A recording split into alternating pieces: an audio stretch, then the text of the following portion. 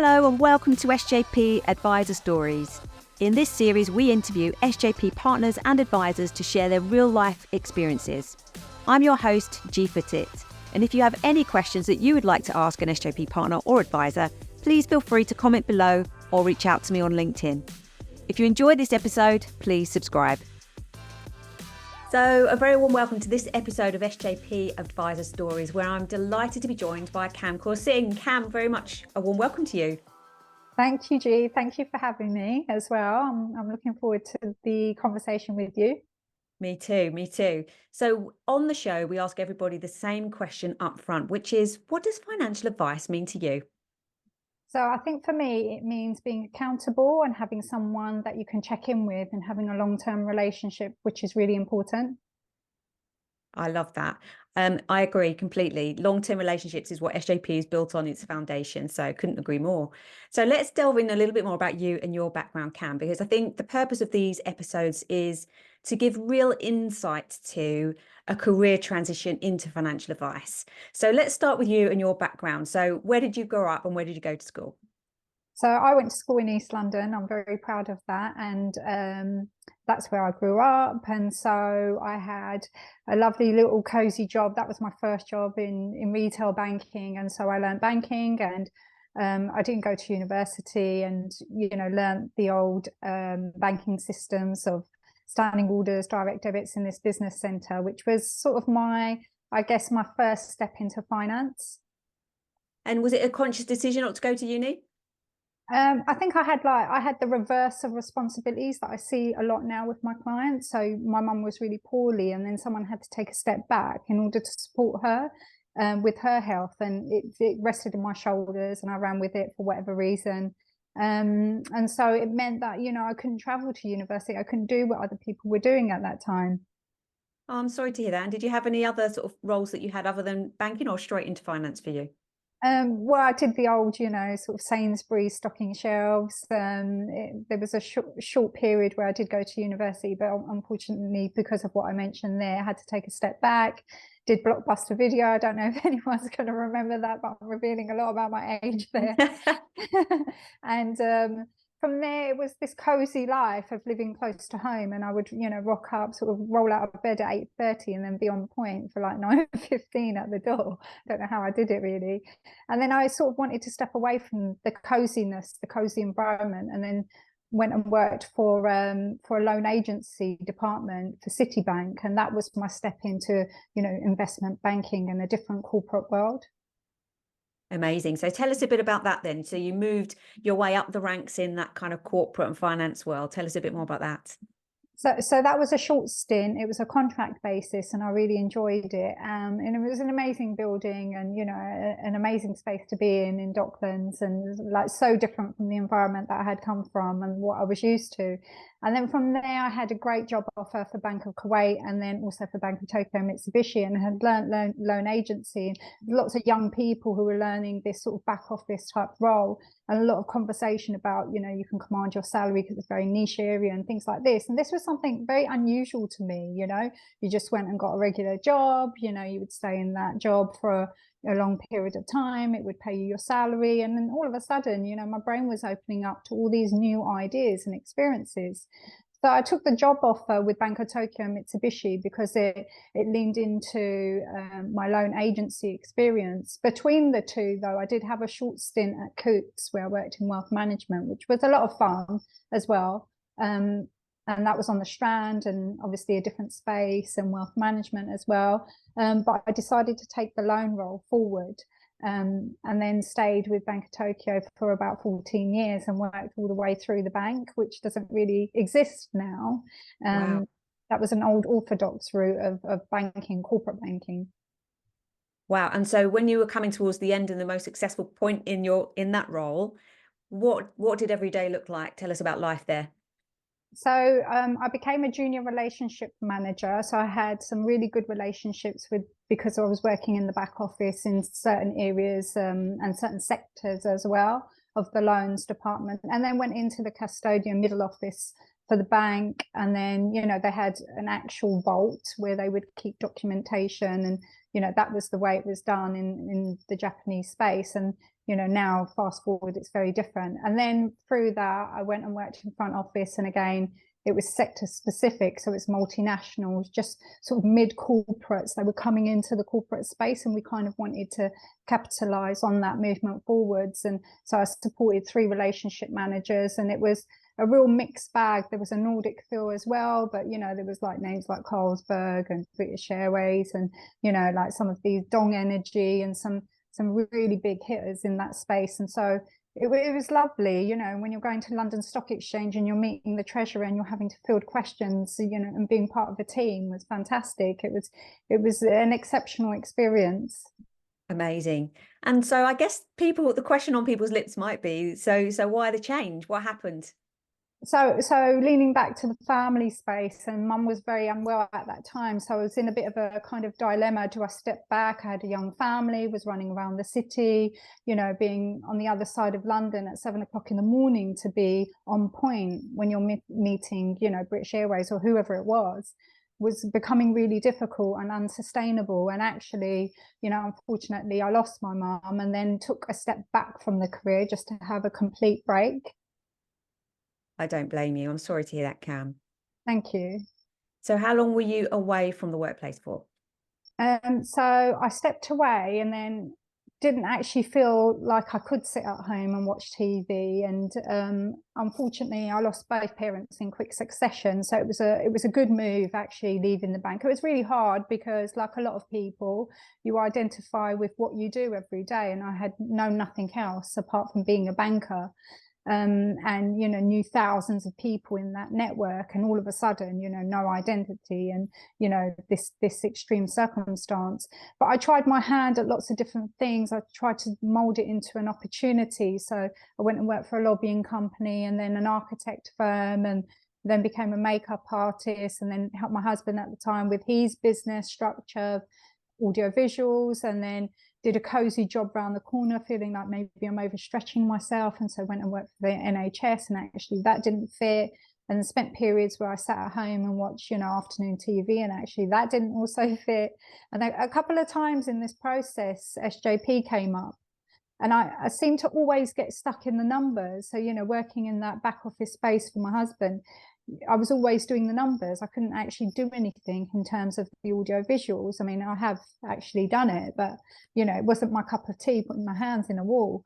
And also working in a lobbying company, like an opportunity to work in politics, and that's what I thought at the time. But actually, I supported the CEO of the company and started doing bookkeeping. And an architect firm, I didn't actually think, would I retrain and get an architectural degree. I ended up again working in the office and being an office manager instead, and doing all the operational support. So there was something there where I just kept on coming back and migrating back to numbers, and was really good in that space. And also my own learns, having an amazing career in corporate banking. And I remember walking away from that and looking at what I had, and actually feeling like that's not a lot. I didn't do enough in terms of having to fall back on something. So there was a need, a sort of, I guess, a want for more, kept coming back round to the numbers. So you said you saw St James's Place a couple of times during this transitional period for you. So should we go back to sort of the first time, and then we'll come back to the second time and what was different? Sure. So the first time, I think I got around to sort of stage 2 of the interview process, and I was struggling with how would I formulate the business and how would I find prospects and clients myself. And I felt like my space had been bankers, and actually when you're in it, it's live, about all the deals that are happening in the market. There's noise about certain things, and actually when you step away from that, you're no longer part of that community. And I had nothing to identify with that actually put me back in that space. So it was going to be really hard to actually find clients, I felt. And so I stepped back, and sort of like, it was midway through that 4-year journey of me doing every single role that I could. I think there was about 8 different roles that I did. So it felt like now's maybe not the right time. It's just a bit too early in terms of bereavement, in terms of sort of just self-care as well. And actually, I think about 18 months later, I saw it again. And you're part of my journey because it was actually through you, Chi. We did. I can remember meeting you. We went and had a coffee in Devonshire Square, didn't we? And I was late. And do you remember why I was late? Can't remember. A train broke down or There's a something. swan on the train The Swan, track. that was it. And they had to wait for the swan to move. And then I sent you a screenshot because it was in the papers the next day. I was like, I don't want her to think that I was genuinely on purpose. Well, look, I'm really glad our paths crossed. I'm not so glad the Swan crossed the path of your train, but our paths crossed, and I can remember that coffee. So second time round, time had moved on a bit for you and your family in terms of settling back into a new reality, in terms of losing your parents. And I guess you'd had another 2 years of falling towards the number side of whatever business you happened to enter. But what kind of changed your mind? Because there was still the business plan, and there's still how on earth do I find my clients? So what made you keep walking towards it this time? I think it was the other thing that I did was we renovated property. So through the audiovisual design business, we also renovated property. It was something I wanted to experience. It was tangible. I could touch it, see it, feel it. And so, you know, it was ownership on something of my own as well. You know, in the couple relationship, actually you take responsibility for some things and your partner will probably do other things. And so, you know, I wanted to maybe spread my wings a little bit in that space. And I could see that although I was very good, it's very punishing, hard work. People will know. Obviously, if you rent, you get void periods and all the rest of it. And I felt like it was something I could do, but there's such a lag in terms of time and actually returning me an income, which is what I needed to live off, because it's intangible asset, you have to sell it. It's illiquid, sorry, not intangible, illiquid asset. You have to sell it to get your hands on the cash to live off. And so actually I felt like through that process and bringing a team of traders together and, you know, this new group of people that all of a sudden I'd connected with them, you know, in this space that's unusual to me, that actually anything's quite possible. I was making anything possible. Amazing. So growing in confidence and thinking outside the box a little bit.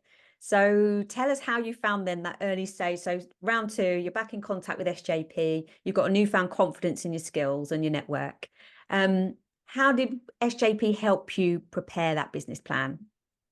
So it was amazing to be put on the spot and actually given some direction about this is the kind of areas that we want you to focus on. Because when you're sitting there and you're trying to write a plan and you've never done it before, there's not really much directive. You can go on the internet, but you know, it goes from one end of the spectrum to the other.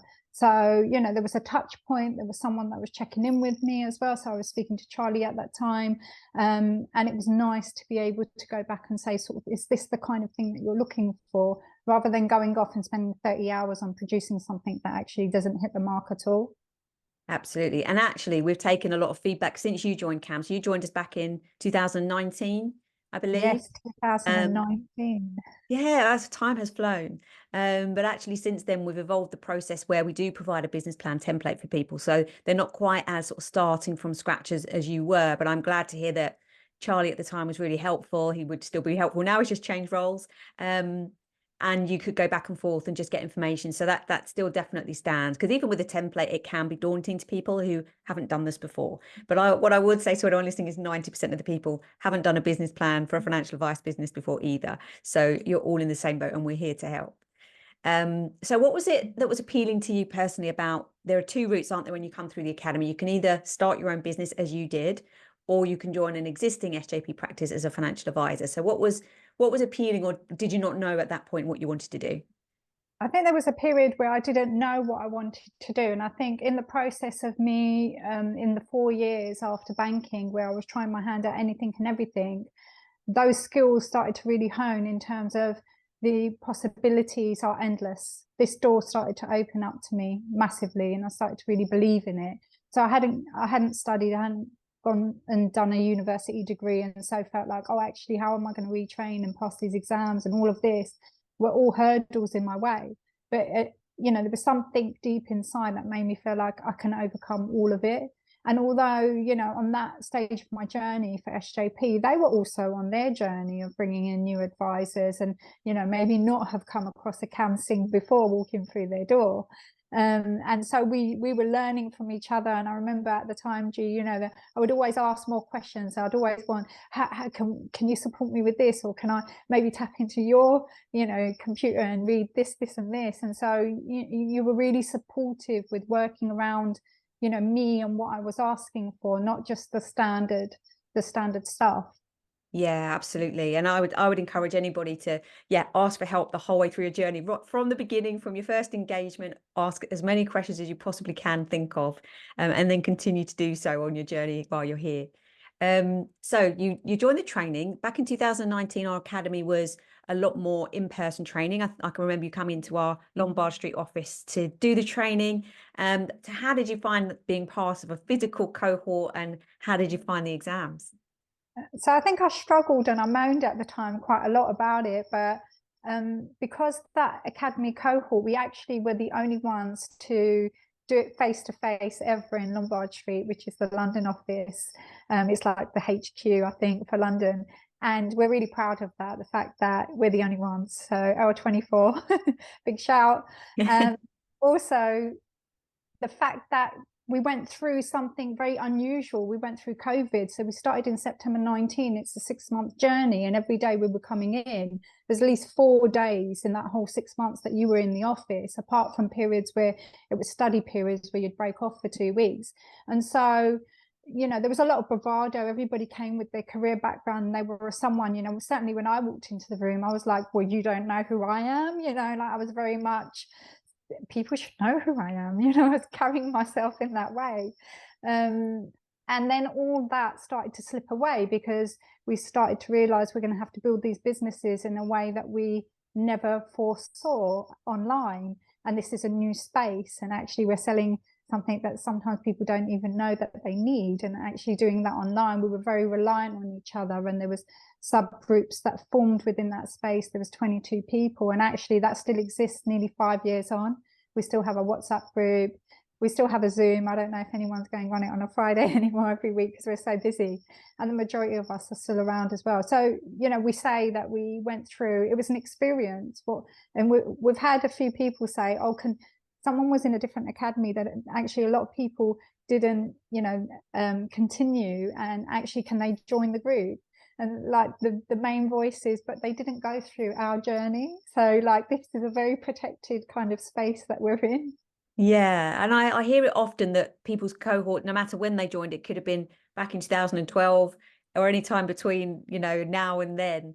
And it's that cohort, it is a protected space. It's a protected space. It's a shared lived experience, and it's a challenging lived experience. It's a time where you're juggling a lot. You've got to get through exams. It's probably really stressful. And yeah, you bond, whether you're in a virtual academy or an in-person training as you did, you still make those bonds and those connections because you're sharing such a big transition.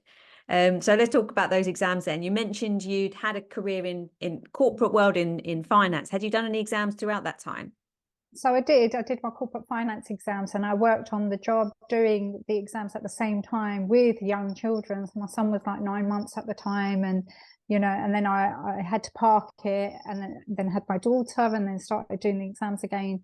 You know, sort of saw maternity leave as an opportunity to pick up the exams again. So that was my only real experience, was on the job, sort of working and then studying at the same time.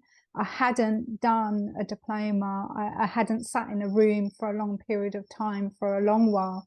I'd come from a building site, you know, into this space of a closed door for several hours, you know, sitting on a seat and really focusing in to what you need to learn. So it's very challenging for me as a person.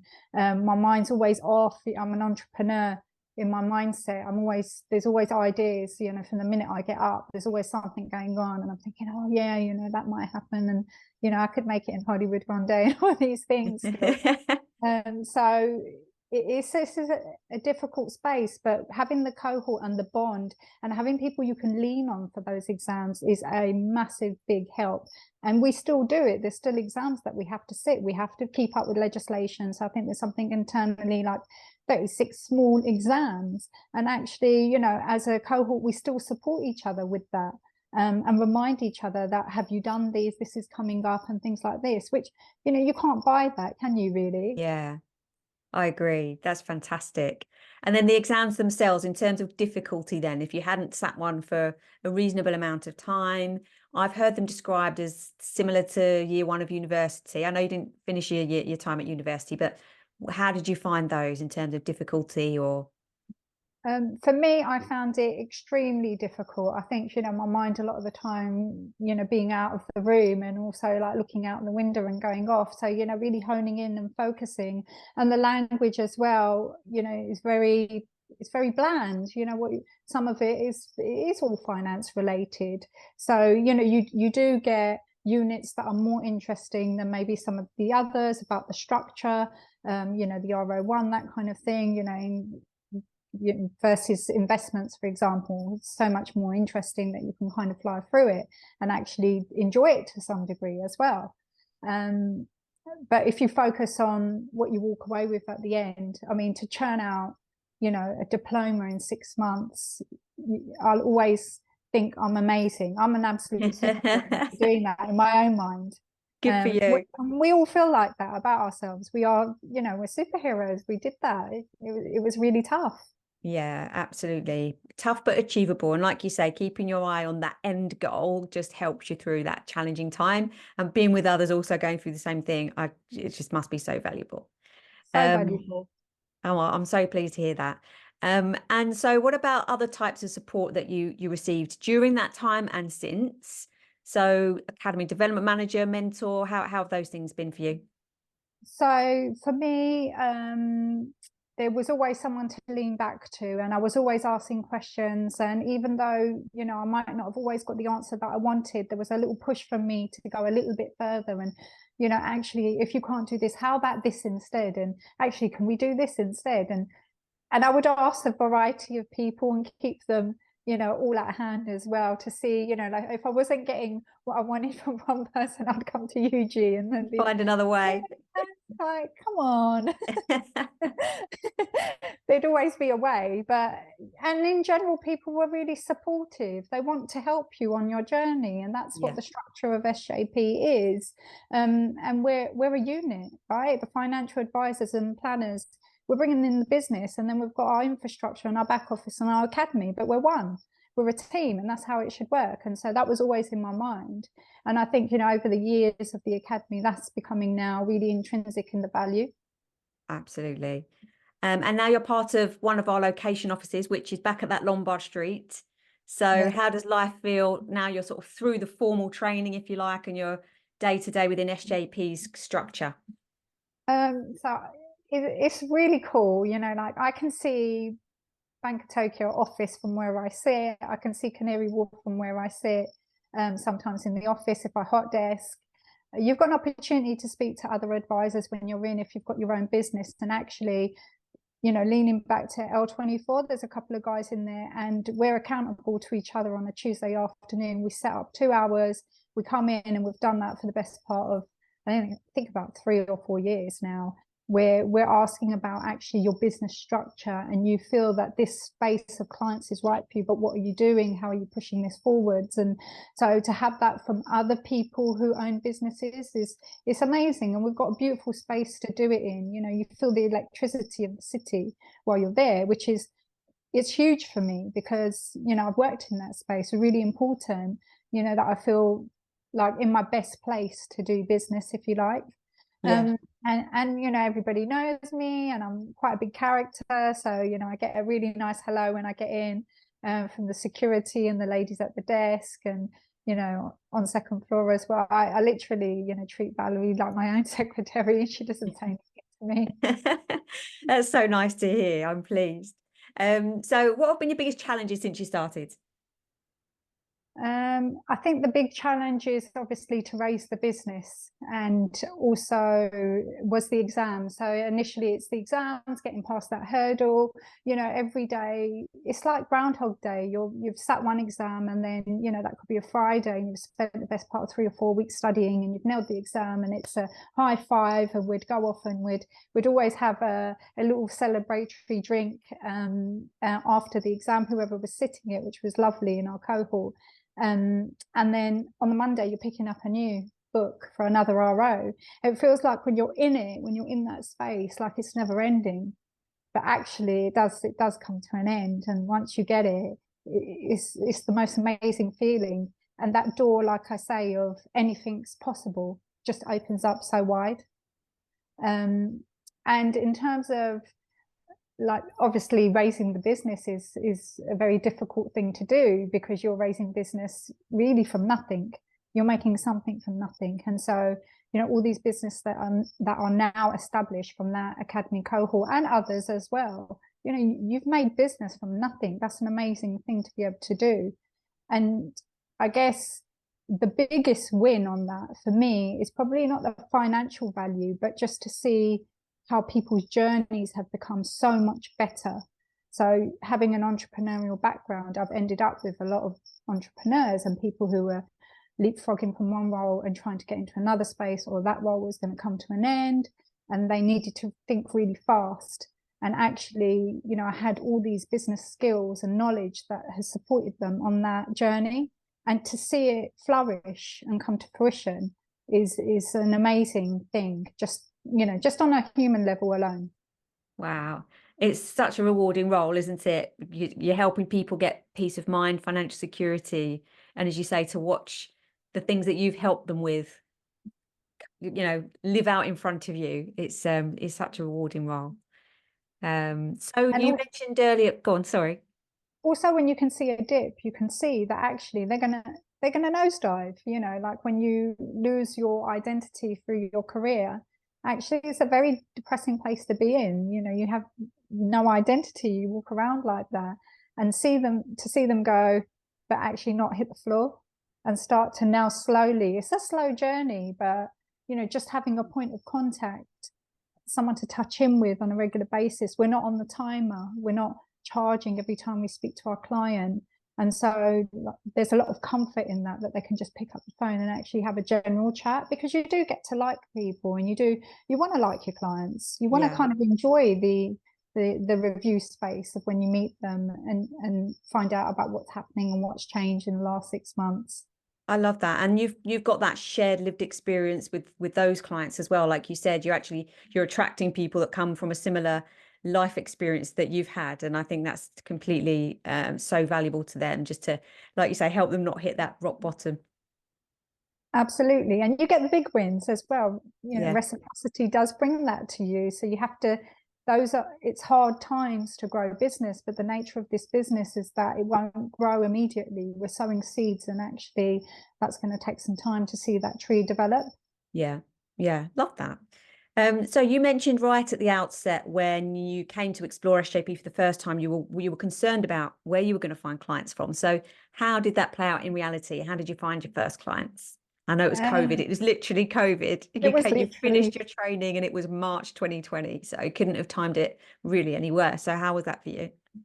So there was the opportunity to be out of the house, and so I took it. And my daughter wanted to do some tennis or do something, or just not be in the house anymore, and none of us wanted to be in the house, and we all wanted to speak to someone, a human being. So I took her to local tennis, and you know, just having a little banter with the tennis coach, and a little bit older chap, and you know, he was having a go, a bit of a pop at me, saying, "Oh look, your mum can't get the ball," and they were making me kind of, you know, field the tennis ball when she wasn't hitting. And I was like running around in my tracksuit bottoms, and you know, not looking much like a glamorous financial advisor, as we do,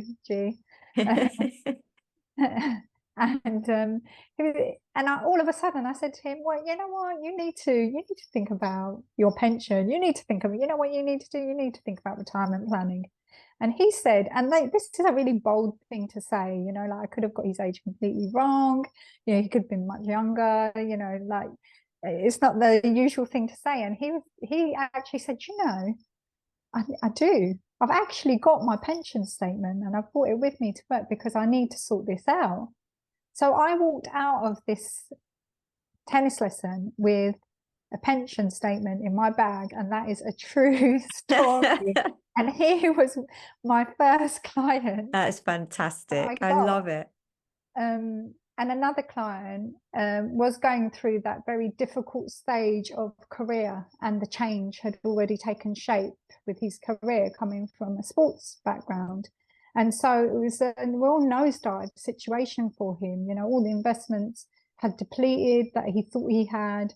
And I did an incredible amount of work with this chap to try and find something, you know, to stimulate him over a course of, you know, 6 months, 9 months or so, you know, cover the costs of living, this kind of thing, for him to find his feet. And then actually let's like tune into the business support piece that I can do to, you know, drill down and find out what other business is in him, what other career he has. You know, typically we've got 2 or 3 in us over a 100-year life. So that was going to take some time to get him from this place, this horrible place, to this nosedive and, you know, cliff edge of his career, to actually somewhere where he really believes in himself and, you know, anything's possible and all of these values. Wow. So it sounds like you're life coaching your clients as much as you are financially advising them. So yeah, definitely. I think all financial planners, all financial advisors, we come, and wealth managers, we're all one in the same to some degree. And actually we all come with our skills and our life experience, and you're going to attract the people that could, you know, that are very reflective of you. I worked under extreme pressure for many years, and, you know, and always had to be on point. So I guess I've got some people from a sports space because of that, because of the aspect of training and being really regimented and things like this. And I've got quite a finance hub as well. And I've got like quite young women now, probably me 10 or 15 years ago, which is fantastic because I can now hold their hands on their journey of what they want to achieve, and actually put, you know, lots of lovely layers of investments in place so that they can take that career break and actually, you know, see it to fruition. Wow, it's so empowering. So I've got a question that I like to ask guests on the show. Obviously you did switch from one thing to another. You had a number of experiences during your career break. Since becoming a financial advisor, particularly in the early stages, did you ever feel like you had imposter syndrome?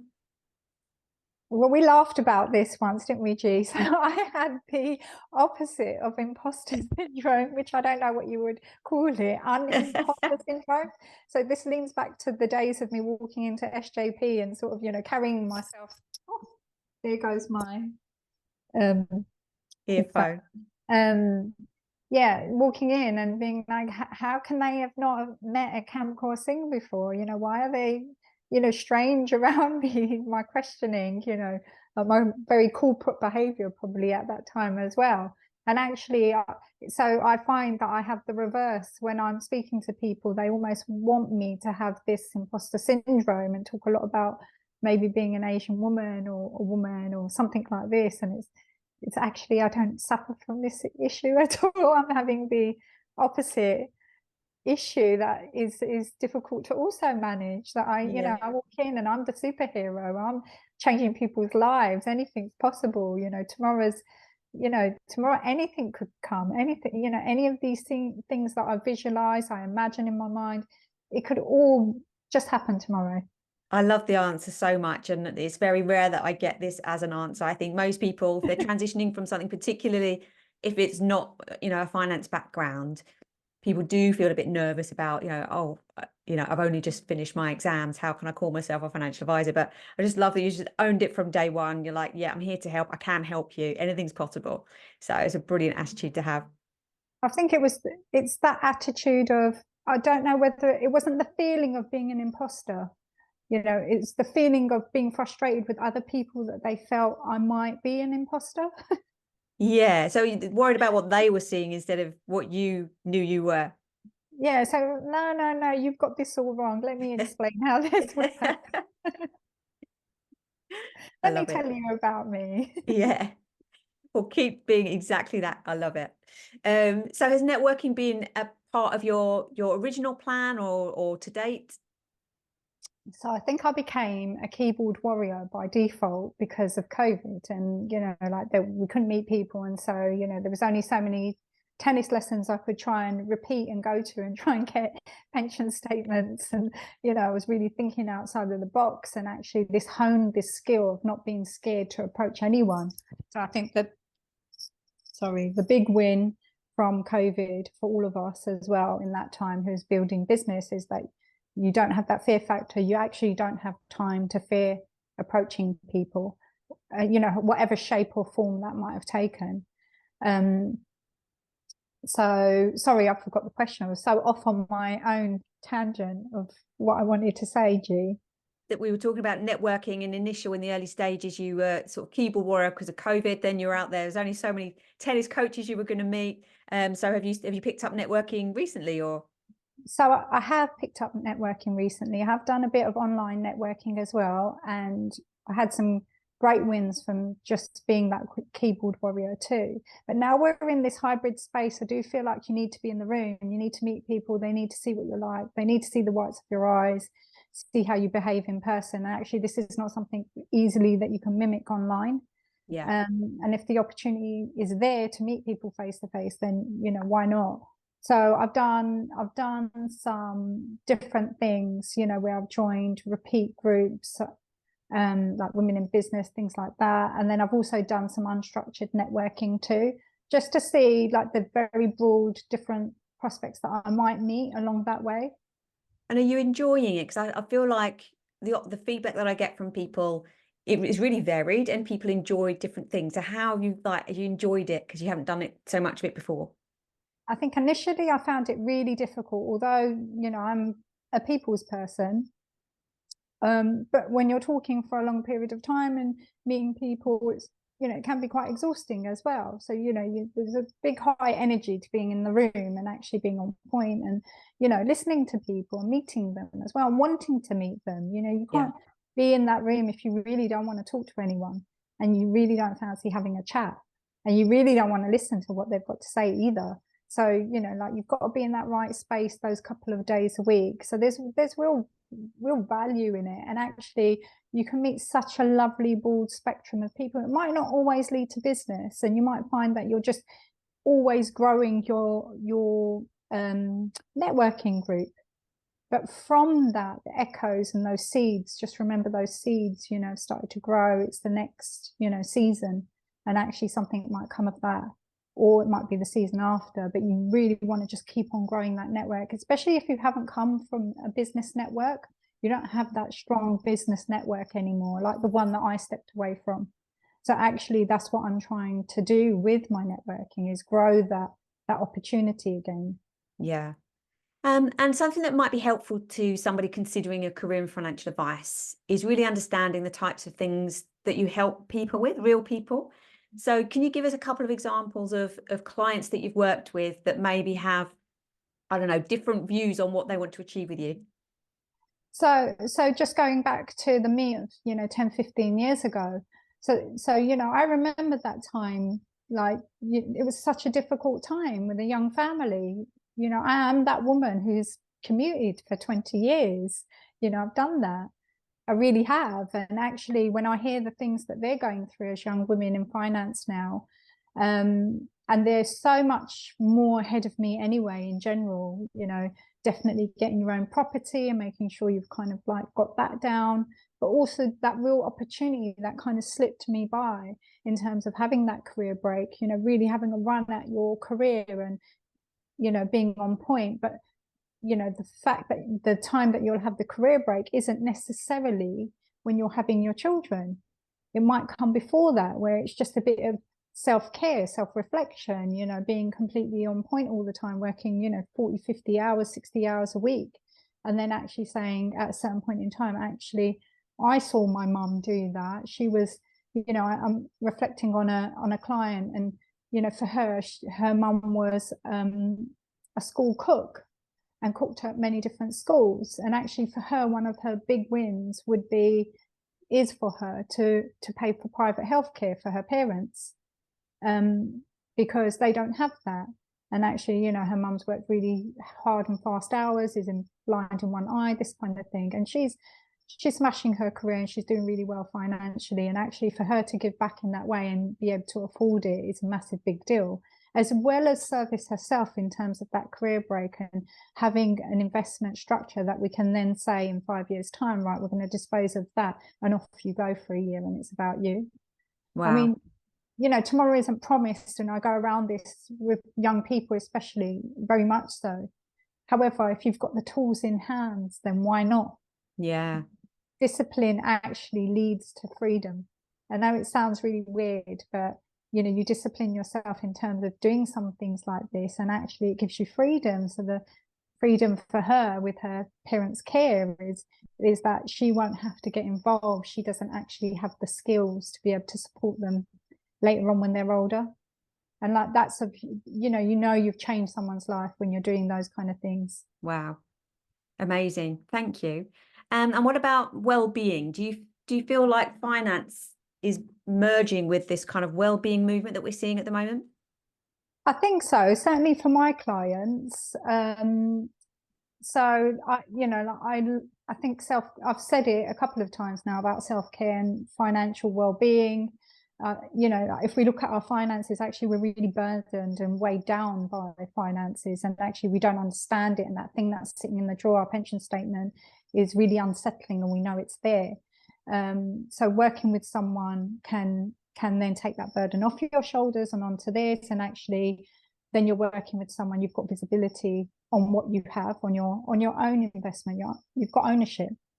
So I think it's a really, you know, the two go hand in hand massively. I've worked for years in the city, and you know, I think there's a space where, you know, it's a terrible thing to say, but it's a suicide spot where people had become so overburdened with finance, or you know, he was a fund manager and he's running with this investment style that all of a sudden crashes, and actually, you know, that burden on him.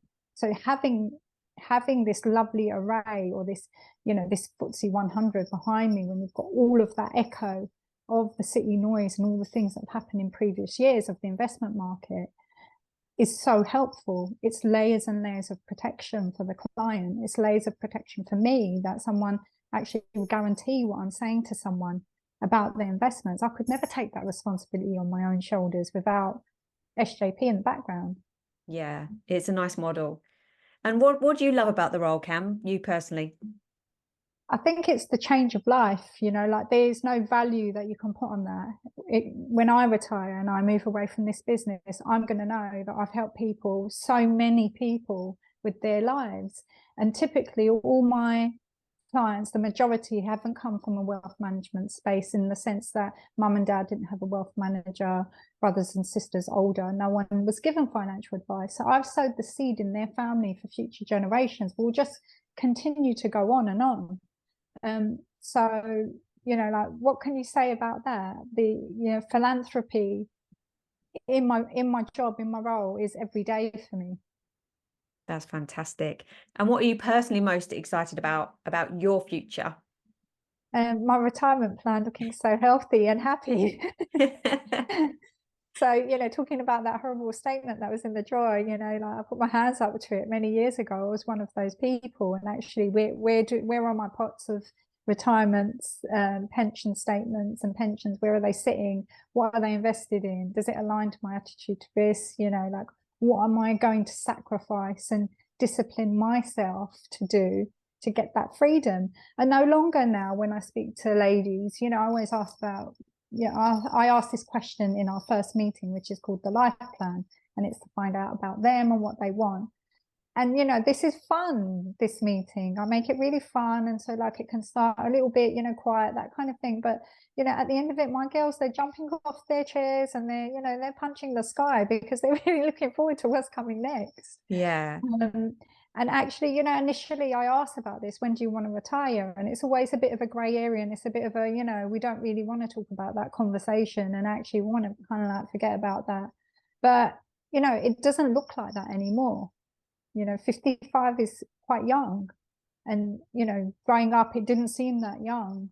But now, look at a 55-year-old woman or man, and actually, they're still healthy, they're still, you know, doing all the same things, and you want to do all those same things as well, and you want to enjoy yourself. And I want to do those things. You know, I'm going to live the business. I love that. And I love your line, discipline and consistency equals freedom. I'm going to steal that one. I love it. And also, somebody isn't necessarily, without the help of an advisor, able to future forecast when they can retire. So that's why they kind of put their head in the sand as well. But you can put that pair of glasses on them with your cash flow modeling and really help them understand when they can afford to do that. And I just think that's so empowering. Absolutely. And you know, people are not paying us to be administrators. They're paying for us to give them advice that's guaranteed. And, you know, an erosion of their investments all of a sudden could mean they haven't got anything to live off. And although this is a very grey area, but, you know, doing this with someone and enjoying the conversation and checking in with them, it's the same as sort of when you enjoy going to the hairdressers, having a chat with that person. And actually, we're just putting a little more structure to it. You know, there might be a little bit more in terms of writing. You know, we can, as you say, with analytics, we can paint a picture. And actually, we all like to see what a picture looks like of our lives. And this can be a huge eye-opener for people too. Absolutely. So tell us a bit about Kam outside of work these days. What types of things are you interested in? Have you got any current hobbies? Current hobbies amongst all of them. So current hobbies is, well, you know, I did for a short period of time become a makeup artist, and this never leaves me. So one of the things I always do, and I do this with a best friend, is we always check out the latest skincare in the market. And this can range from a little bit expensive to right at the opposite end of the spectrum, where, you know, Aldi and, you know, Lidl are bringing out a version of something. And so we'll do things like we'll buy those products and we'll go through them and we'll test them. So that's a kind of, I don't know what you would call that. Is that a hobby or an infatuation? Definitely an interest. It's an interest. There's something there. There's something going on there, right?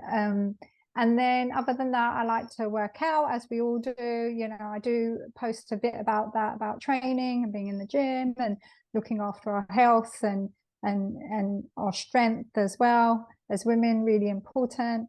And what we're eating too, how we're feeding ourselves. And then I do, you know, the usual stuff. You know, I'm watching all the Netflix stuff at the moment. I'm trying to read. That's my big thing. To try and read a book and break it down. So there's a chap called, I think, Alex Books I think I saw him on Instagram or something like this, but he just made this analogy about reading a book. If it's 80 pages long, well, you could read that in 8 days, really. You know, when you work it out, you know, if you did 10 pages a day, have I done that the right calculation? Yeah. Yeah. So 10 pages is nothing. 10 pages is, you know, you trip Yeah. on the train. And actually, this is something I've really fallen away from, picking up a good book and having a read of something, someone else's ideas. There's a lot of value, I think, in sharing that knowledge, and I get a lot from it too. So that's something I want to hone, you know, the old-fashioned reading, a book. Kam's book club coming soon. It could be. You never know. What next, G? It's going to be a film. Come on, it's going to be a film. There is some noise about that. I do have a client who's a film director, actually, and he's just completely into his art, you know, and there's nothing about finance in this. It's all about the art. It's all about making films and helping people. So let's see where that gets to. Love it. Well, films are very finance related. My husband used to be a producer, so I know all about that. Oh, definitely. So what one piece of advice would you give those to, you know, those watching this, if they were considering a career change, particularly if they're considering, you know, joining the academy? So if you're joining the academy, I'd say just do it. Go for it. You're never going to know unless you try. You do need to have your own finances in place and up straight. So that's really important. It's not an easy journey. Everyone will say that to you, and you know, your automatic response will be, but I'm capable, you know, I can do it. You know, you wouldn't be defeatist if anyone said that to you. But, you know, and it's a long, hard slog to get to where you need to be. But if you really feel like you've got value add and you can bring something new and inspiring to someone's life, to their table, then why not? Like, the worst thing that could happen is that it didn't work out for you, but you tried it, you culminated your finance experience. For me, that, you know, finance kept coming up and I had to bring it together somehow. I love that. So come and have a conversation and just explore it. Ask for help. Why not? So thank you so much for joining us, Kam. I've really enjoyed our conversation today. How can people get in contact with you? So you can get in contact on my website. You can also look me up on LinkedIn. So I'm Kam Kaur Singh. I think I'm the only one. Well, in my mind, I'm the only one. You can also have a look on Instagram. I'm on Instagram. I've got my own website as well. So you can just Google my name and I should pop up. Fantastic. Well, as I say, thank you so much for coming on SJP Advisor Stories, and we'll see you soon. Thanks for having me, G. I look forward to it.